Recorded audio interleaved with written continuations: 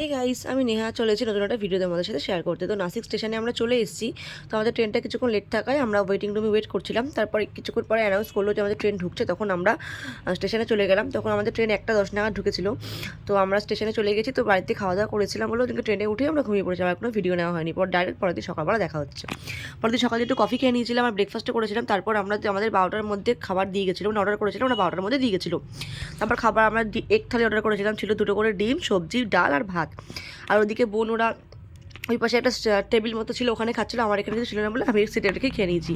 তো এরপর রায়পুর স্টেশনে বোনরা নেমে গেছিলো, বোনদেরকে মেশো রিসিভ করতে এসেছিলো। আর তো আমার স্টেশনে নেমে বোনদের বাই বাই করছিল। তো বোনরা চলে যাওয়ার পর খুব মন খারাপ করছিলো, কারণ খুব বোর হচ্ছিলাম। আমরা নামবো পরের দিন সকালবেলা। তো আমাদের ঢুকতে ঢুকতে 12টা বেজে গেছিলো। তার মেশো আমাদের জন্য রাতের ডিনার নিয়েছিল, চিকেন কষা আর পরোটা। তো রাতের খাবার দাবার খেয়ে আমরা ঘুমিয়ে পড়েছিলাম। আর কোনো ভিডিও ক্লিপ নেওয়া হয়নি। পরের দিন সকালবেলা আমরা নেমে গিয়ে, আর প্রচণ্ড রোদ ছিল বলে অতটা ভিডিও করতে পারিনি, যতটা পেরেছি করেছি। তো এইভাবেই আমাদের নাসিকটা খুব ভালোভাবে ঘোরা হলো। তো ভিডিওটা এখানেই শেষ করছি। দেখা হচ্ছে নেক্সট কোনো ব্লগে। Thank you for watching, tata.